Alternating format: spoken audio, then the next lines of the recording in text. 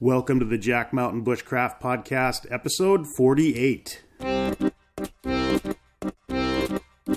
Welcome to the Jack Mountain Bushcraft Podcast with your host, Jack Mountain Bushcraft School founder and Master Main Guide, Tim Smith.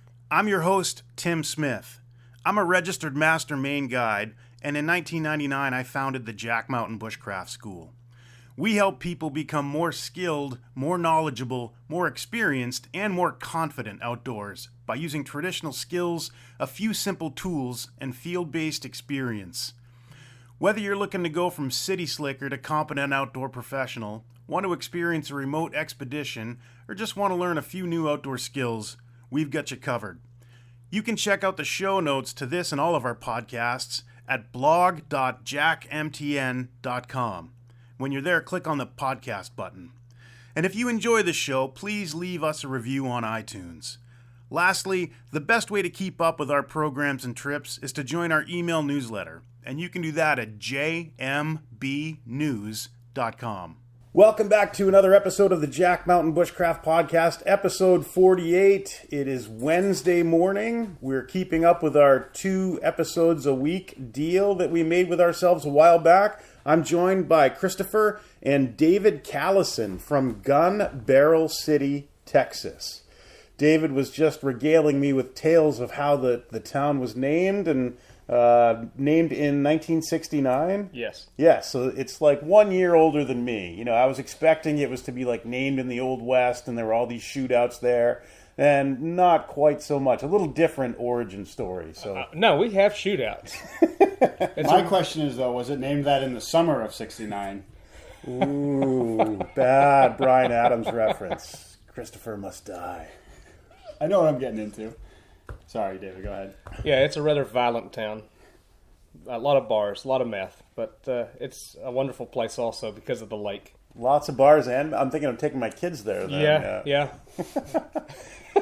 So it was named because of the... so Dave was just telling me they built a big dam, flooded a big depression, made a big lake, and there's a narrow spit of land running down the middle, looks like a gun barrel. Well, it's not down the middle of the lake, but it runs the side of the lake. But it's down one highway that's about 20 miles long, but the town's probably only about 5 miles wide. So it's the shape of a gun barrel. And what I've been told is they had a contest to name the town. And it was like a 10-year-old girl who won. Awesome. Came up with the name. Who's now 60. Yeah, something like that. Probably sitting in one of the bars talking about it. She's like, yeah, you like this town? Because I named it.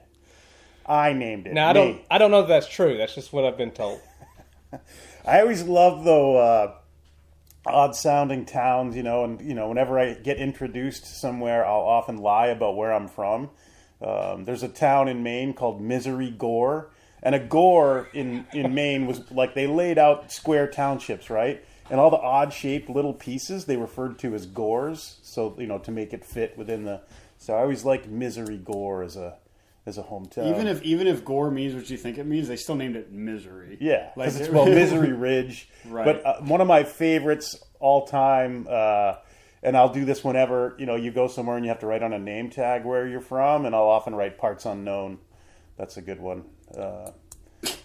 And we are sitting here, northern Maine. If you've ever looked at an atlas, northern Maine is filled with townships they never bothered to name. It's a grid of townships and ranges. So we are in Township 10, Range 5, WELS, which is west of the eastern line of the state. So the entire northwestern corner of Maine is all this, Township 8, Range 5, Township 9, Range 5. So, yeah. Have we talked about why I can't read Stephen King anymore because of that? There are like 3 or 4 times in Stephen King's books where he references like someone dying up in Aroostook County in one of those towns that doesn't have a name, just numbers. Yeah. And now I live here, so I can't read it anymore because it's a little too real. So Masardis is incorporated as a town, but we're directly adjacent to all these other ones. So I'll often claim that I live in 10 Range 5 or Township 10 Range 5 because if Masardis were not incorporated, that would be the numerical code for Masardis. So you can't find it on any map, and I use that just to...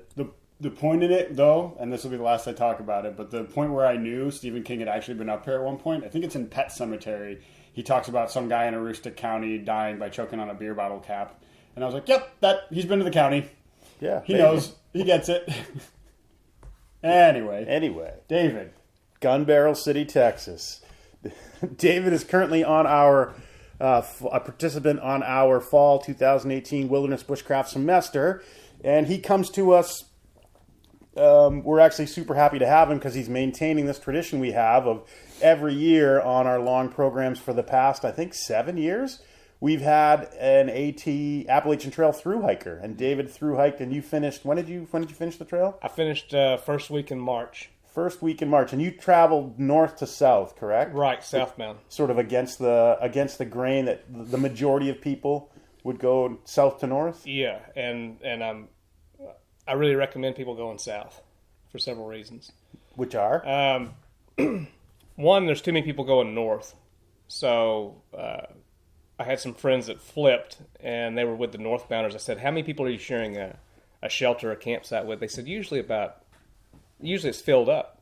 Which is? Most of the shelters sleep about 8 people, and that's uncomfortable to have a full shelter. And then you might have 5 or 6 tents around it.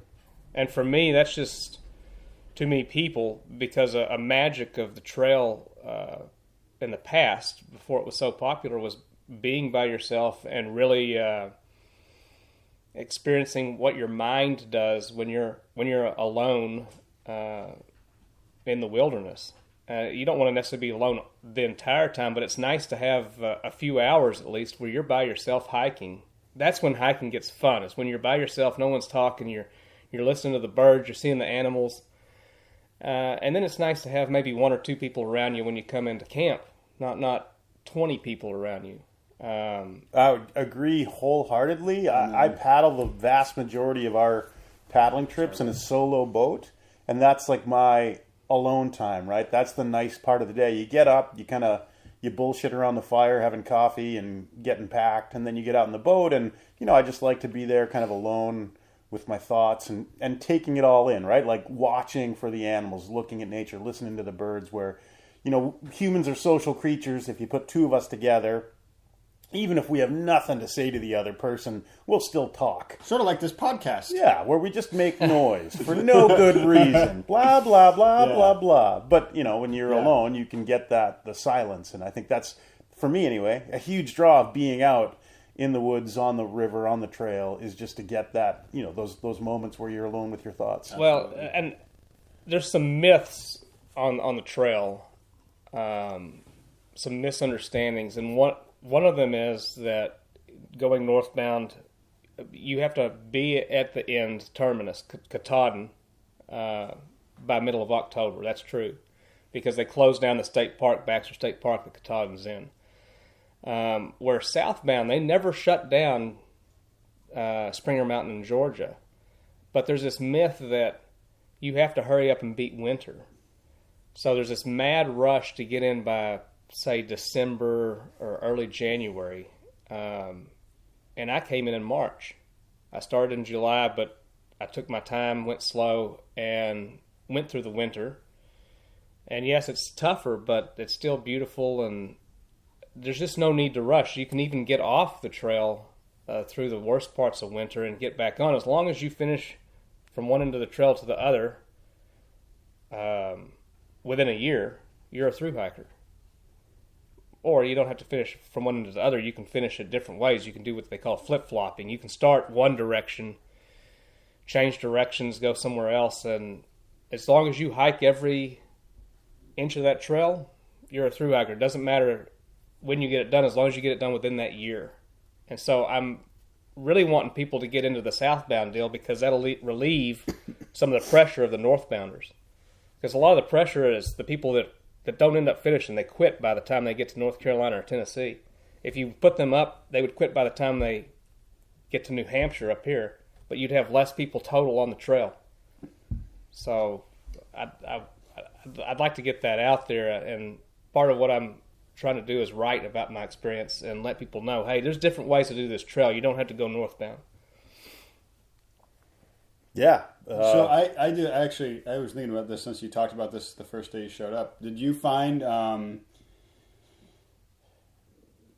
sure you didn't, but I'm curious as to what, like, because Katahdin as like the end game, right? when Right. you're north hiking. Like that's a big, you get to the top and there's accomplishment. But I would be interested to hear you're talking about, because I know it's the same accomplishment at the other side. I'm just curious about what it. Yeah. It's not as dramatic. Of Yeah, exactly. Like, I do have thoughts on that. Yeah. Katahdin is an awesome mountain. So when you get on top of the mountain, whether you're finishing or not, you get up on top of Katahdin and you're like, I just climbed a big mountain Exactly. today. So it does have that awesomeness. And then the 100-mile wilderness that's just south of it is an awesome part too. You hear that, Canada? They didn't say like the 123-kilometer-mile wilderness. Hey, rest of the world, we invented something called the imperial system. It's time to get on board and ditch that antiquated metric BS. Sorry, I interrupted. Yeah. So what I noticed is I'm watching these northbounders pass, and they're the 100-mile wilderness to me is one of the most beautiful parts, and they're rushing through it. I'm taking 7-8 days to get through it. They're doing it in 4, and I'm thinking these guys aren't having fun. All they care about is getting to Katahdin because they've put 6 months in, and they're done. So they're not enjoying the mountain like I was enjoying the mountain of being fresh and, oh my goodness, I'm just getting to start on this thing. What I realized when I got to Springer Mountain on the other side down in Georgia is once I hit that last town and got my last resupply, because what you do is you don't think about the end, you just think about the next town, the next hamburger, the next beer, whatever it is. And then when you leave that town, you're thinking about the next town and you enjoy it in between. But once you get to that last town, now you're like, all right, it's the terminus. Yeah. And when you get to that last, say, 100 miles there, you can't stop. You want to do only 15, 20 miles, you do 25. It pulls you in like a magnet, and you're not enjoying the beauty that's around you anymore. It's just stale by that time. And so I think going through what I consider the most beautiful part in Maine, to be stale, it's just not a good thing. No, that's sort of why I asked. I've talked to other people that have I did part of it, and talking to people that were northbound versus southbound, there's a very distinct difference in what they want out of it, I think. And that's exactly what you said, right? Where you're not in a rush, you're enjoying the trail, you're not having to sort of push yourself to get to this point before. There's no like expiration date on when you can finish the trail. And I think that's it's interesting to hear your thoughts on it as well. So, advice for people who are considering, other than hike from north to south, 2 other bits of advice that you would offer people who are considering jumping on the AT this coming year. My number one piece of advice is have yourself ready before you hike the trail. I saw so many people who were getting off the trail because they didn't have their finances in order, or they didn't have their family life in order. Big things that you have to get together, because you're going to be gone for half a year. And that's difficult for most people to do. So you need to plan a few years in advance and work towards that as your goal, and have everything knocked out so you're not worrying about anything else except for enjoying that trail. Because basically, it's a 5 to 6 month vacation. But if you're thinking about other things, you're not going to enjoy it, and you're probably going to quit because you have those responsibilities that you haven't already taken care of. That's number one. We see the same thing here on long programs, like a 9-week course, where people think, I'll just throw everything on hold and show up in northern Maine, and all that stuff will take care of itself. Well, like, newsflash, that stuff never takes care of itself, right? It will haunt you and sort of eat you alive. But so what's number 2 piece of advice? Well, when I got to Springer Mountain, I'm watching, and March is when a lot of the northbounders are starting out, and I'm looking at these guys, and they're carrying 50 pounds of gear. I like to carry about 25. That includes my food and water, 30 max. And I'm thinking, did you not read a book? Did you not go on the internet and go on YouTube? Because there's plenty of people telling you what to pack and how to go light, and these people think they're going to do things different. I don't understand that. Do your research. It's not that difficult.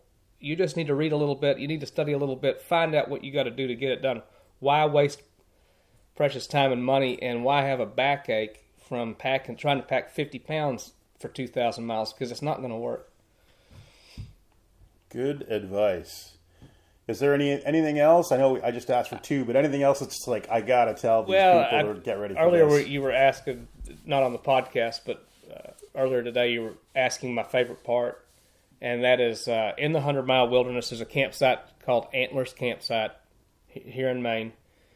It's on a lake. It's just very beautiful. You get a big view of the lake. You get mountains in the background. Do you remember the name of the lake?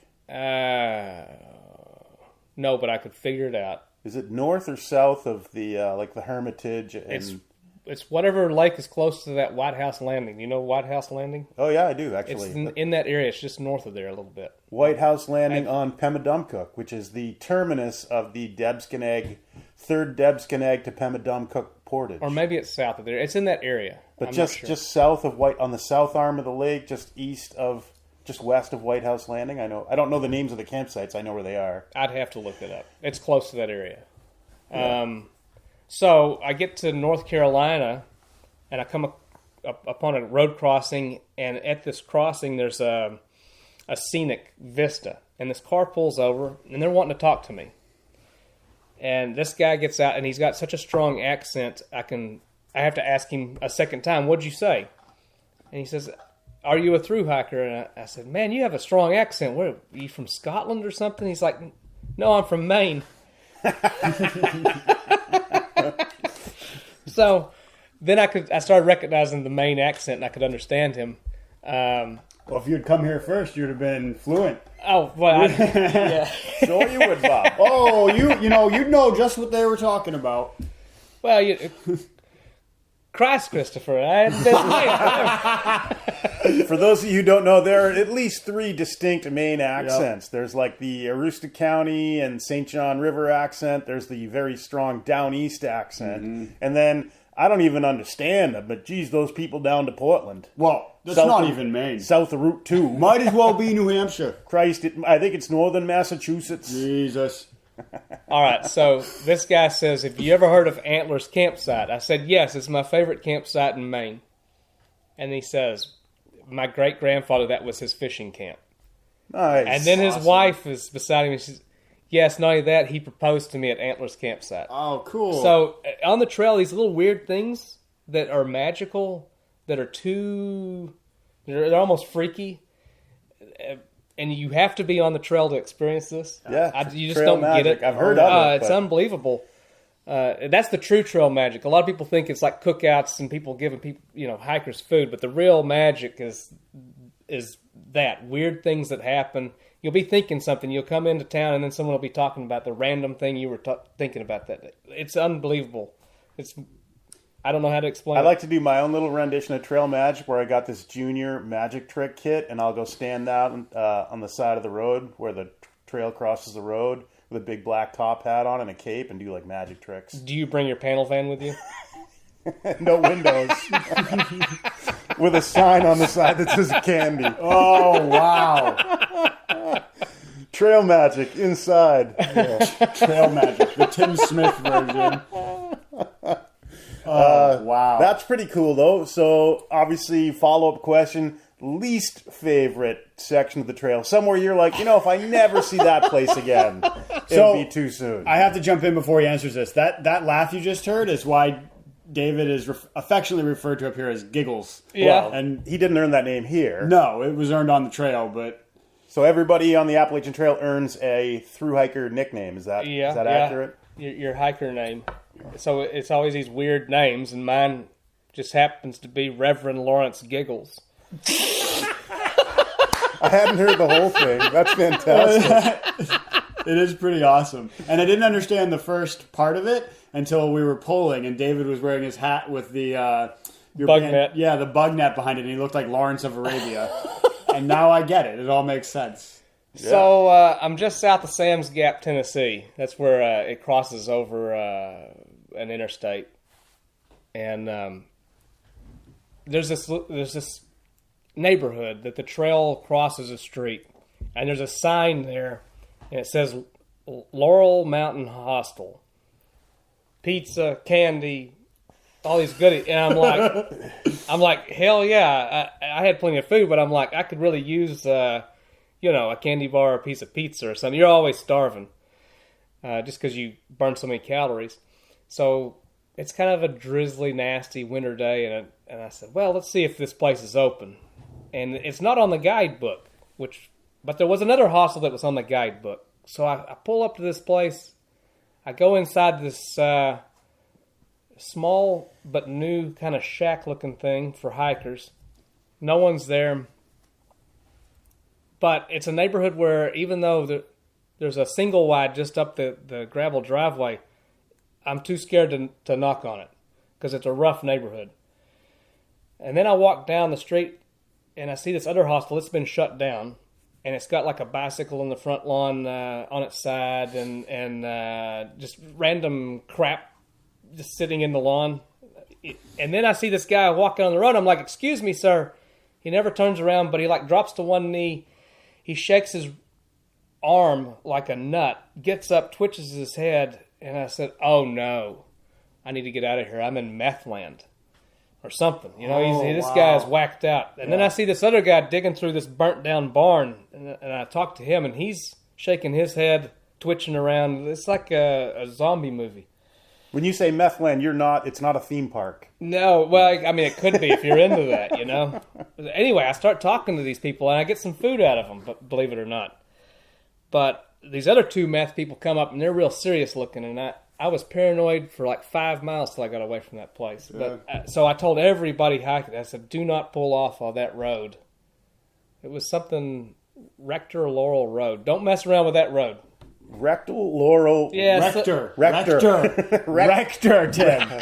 It's a very easy misunderstanding, okay. but it's an important one. So other than that, no, I didn't have any bad times at all. It was just beautiful. The whole place, the whole trail was wonderful, nice. Except for that one little spot. Yeah, the way you were describing it sounded like a Stephen King novel, weirdly enough. Yeah, it was bad. Yeah, it sounded like it. That's, yeah. I don't know. Thankfully, I've never had to interact with, I've never been to like Methland, the theme park, or any of its affiliates. I hear a lot about it, but anyway. Do they have people in costumes, like the big goofy, like Disney World? What would those be? I don't know. Oh, they had costumes, all right. It'd be like somebody dressed up as Fleet, like the meth fleas or whatever. There's no, people scratching. The artist Flea off of that band, Red Hot Chili Peppers? Yeah, they all look like him. It's all circling together now. We're getting it. We're on track. That's very interesting. Yeah. Good stuff. So I think it would be safe for us to assume that hiking the trail had a really powerful impact on your life and your kind of long-term plans, with the idea that you're up here, studying to become a guide and outdoor instructor and outdoor leader. Right. So that would be a safe assumption. Like, yeah, that was a super powerful, life-changing experience. It was. I didn't want to come off the trail, basically. I did, but at the same time, I didn't want to go back to a regular 9-to-5 job where I'm really not happy what I'm doing. And one thing I've learned is you're happiest when you're doing something you're already naturally good at.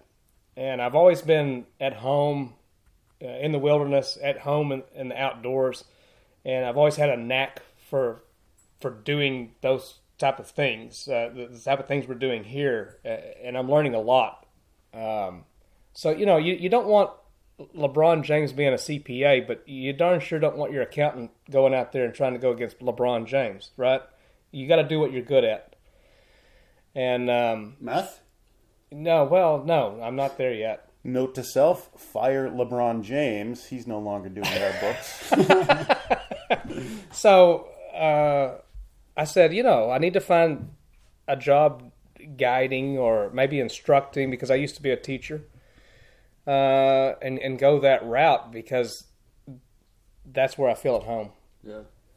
So we're in the middle of week 3 of our 9-week course here. We're sort of past the settling in phase. I think everybody is I don't know, settled.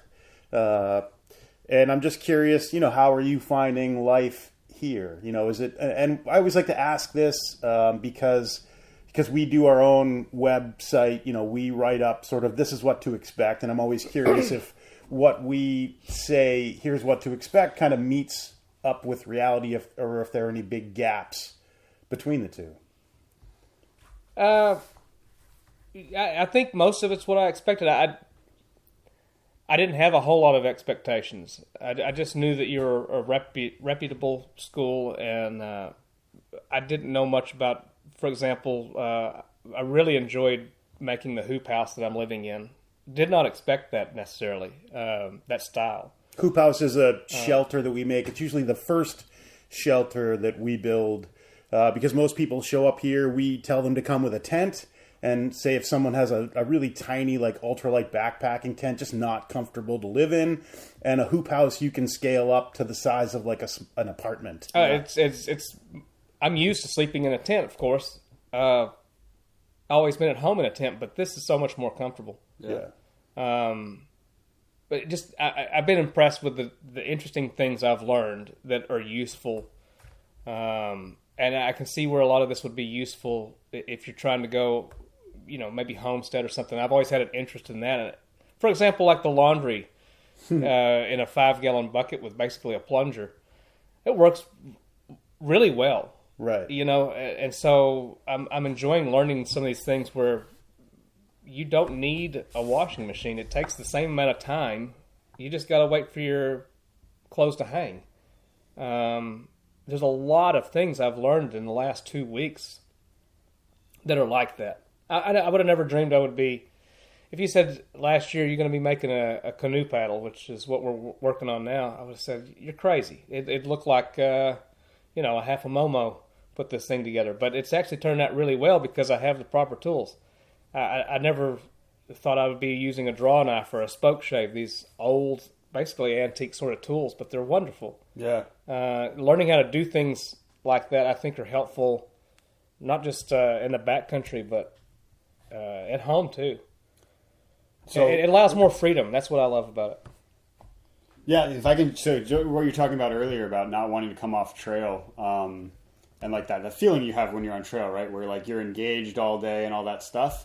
I found that, and I'd be curious to hear your thoughts. I found that living this way sort of scratches that itch because you're living, like every action you take is deliberate, right? Like you're talking about the laundry, like there's no passivity. Right. And I'm curious if you think that, or maybe I'm just reading it differently, but that's pretty much the only way I can live because I'm ADD. So if I'm not doing something, then I'll be lazy. So I'm always having to push myself to do things, and so that it does. It helps. Yeah. The way my brain is built, that's an advantage for me. Yeah. I'm just always curious what people think about those systems that sort of keep you, like everything we do up here, like you have to put in, like Tim says all the time, like we're the only engine up here. Like your body is what gets work done, and I'm curious if that. Yeah, I was just curious if that scratched the same itch that hiking every day. Yeah, it does. It's similar. Yeah. You have all you got to do to hike is put one foot in front of the other, so it's not necessarily the same type of workload. Mm-hmm. But when you're at the end of the day, it's the same amount of tired. Yeah. And sometimes when I'm doing these projects that we're doing, I get into the flow state. I get into the zone, and that's a magical point. Agreed. That's enjoyable. I think one thing that it's not difficult yet, but we have a really good group here. We have 9 students, and especially we have 7 that are cooking together, throwing their money in together and sharing responsibilities. We have a difference in age group. We have quite a few people who are around 20 years old. And then we have a few people that are in their 30s. And the people that are in their 30s kind of watch after the 20-year-olds, make sure they get some things done, Mm-hmm. But the whole group dynamic is something that I'm not quite used to. But it hasn't been a problem. But yesterday I wasn't feeling so hot mentally, and I had to go before class. I just had to go off into a trail and walk and cool off and say, you're not quite used to being around people. It wasn't that anybody did anything. I was so used to having my own personal time, and that being a long period of time. Mm-hmm. And now you're just around somebody all the time. So that's something that I'm kind of getting used to. It's definitely a challenge. Hard. And I think we talk about that a lot, that, And this is the same for any sort of organized trip, any organized class, that you have this idea of going to the wilderness, coming all the way to northern Maine, and then you're almost around people more than you are in your day-to-day life at home, and that's always a challenge. So, in answer to your question about something I expected, I kind of expected what I'd already experienced, and that was more lone wolf style of stuff, and that's just not the way it is, because it's a school. You're going to have people around you, and that's a great thing, too, because part of guiding or instructing is being around people and knowing how to handle those situations. Interpersonal skills are like I said, this group so far has just gotten things done and behaved well and really enjoyed each other. So it's been great. But it's something I wasn't quite expecting. Right.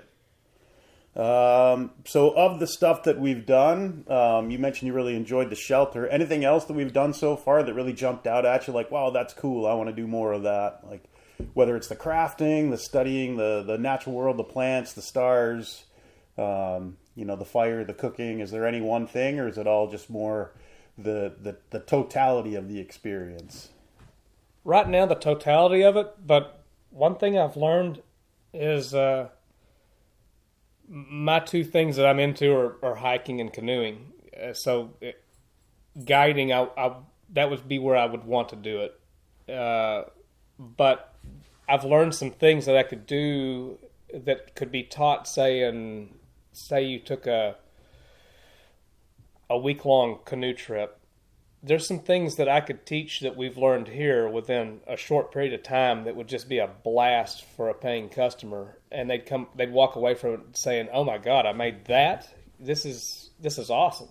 And I think that's something that is a new frontier in guiding. Is some of the things I see online. People are getting very interested in bushcrafting.